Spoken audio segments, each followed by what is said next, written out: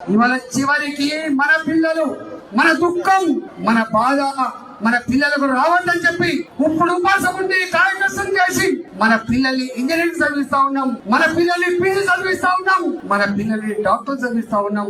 కానీ ఆ పేద పిల్లలు చదువుకునే కాలేజీలలో ఫీజు ఇస్తున్నారా? ఫీజు రియంబర్స్మెంట్ 2 సంవత్సరాలు ఎగించకుండా ఏమంటుండు కేసీఆర్.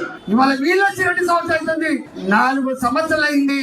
ఇంజనీరింగ్ కాలేజీలో శనికాల విద్యార్థి ఇవాళ పాస్ అయి బయటికి పోవాలి, సర్టిఫికేట్ తీసుకొని బయట దేశానికి పోవాలన్నా సర్టిఫికేట్ తీసుకొని ఉద్యోగానికి పోవాలంటే సర్టిఫికేట్ లేదు. ఉన్న వాళ్ళంటే తీసుకొచ్చుకుంటున్నారు.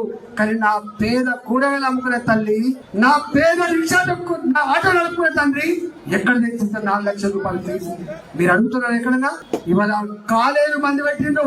మన పిల్లలు చదివే కాలేజీలు బంద్ పెడితే ఎన్నికలు అని చెప్పి రేపో మాపో ఇస్తా అని చెప్తా ఉన్నారు. దాని గురించి ఎవరు చర్చ పెట్టలేదు ఇక్కడ. మన పిల్లలకి, నిరుద్యోగ పిల్లలకి ఉద్యోగం వచ్చేంత వరకు 4,000 రూపాయలు నెల ఇస్తా అని చెప్పిండ్రు. ఇచ్చి నామికి ఎక్కడ 4,000 రూపాయలు మన పిల్లలకి? మన ఆడపిల్లలు చదువుకుంటా ఉన్నారు, డిగ్రీ చదువుకునే ఆడపిల్లలకి స్కూటీ కొనిస్తా అని చెప్పింది. ఇచ్చింది మనకు. ఇవాళ చెప్పుకుంటా పోతే ఒడవదు.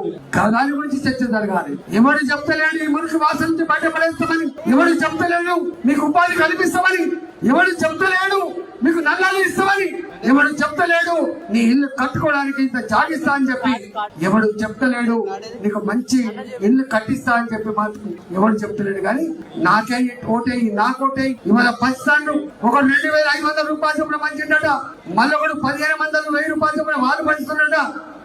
ఎవడి అబ్బ సొమ్ము కాదు, ఆలోచించుకోండి. ఇవి ఎవరి అబ్బ సొమ్ము కాదు.